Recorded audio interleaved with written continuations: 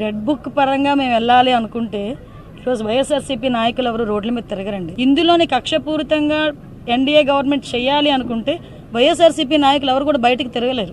Home minister గారు, నువ్వు కాదు ఇంకా కొన్ని 100 తరాలు వచ్చినా కూడా ఈ భారత రాజ్యాంగం నీ దయాదాక్షిణ్య వల్లనో, నీ లీడర్ చంద్రబాబు నాయుడు దయాదాక్షిణ్య వల్లనో, లేకుండా ఉంటే నీ లోకేష్ దయాదాక్షిణ్య మీద నడవడం లేదు. గుర్తుపెట్టుకో, we all are empowered by this constitution of India.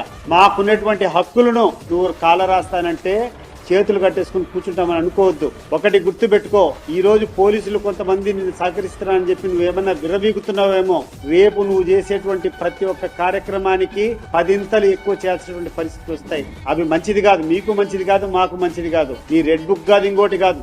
ఎప్పుడైనా నేను ఒకటే చెప్తా, ఎవరు కూడా ఒక లైన్ దాటిపోకూడదు. భారత రాజ్యాంగం, భారత రాజకీయాలు ఒక సున్నితమైనటువంటి అంశం. ప్రతి ఒక్కరికి కొన్ని హక్కులు ఉంటాయి, కొన్ని రైట్స్ ఉంటాయి. అపోజిషన్ పార్టీలో ఉండేటప్పుడు పోరాటం చేయడం మామూలే, కానీ దాన్ని హుందాగా స్వీకరించాలి. నేను విమర్శించినప్పుడు ఆ విమర్శను సద్విమర్శగా తీసుకోవాలా, అంతేగాని నేను అన్నాను నువ్వు లోపలేస్తావంటే మీ నాయన జాగిరా, ఇది ఏ హోమ్ మినిస్టర్ నాయన జాగిరా, లేకుండా అంటే లోకేష్ నాయన జాగిరా, లేకుంటే చంద్రబాబు నాయుడు జాగిరా? నేను I'm a proud citizen of this country.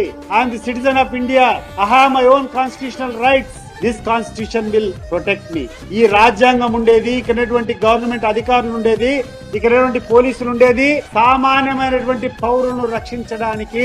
అంతే తప్పితే అధికారంలో ఉండే వాళ్లకు, వాళ్ళ యొక్క అడుగుజాడలకు, వాళ్ళు చెప్పేటువంటి తప్పులు చేయడానికి కాదు అని చెప్పి నేను గుర్తు చేస్తున్నాను.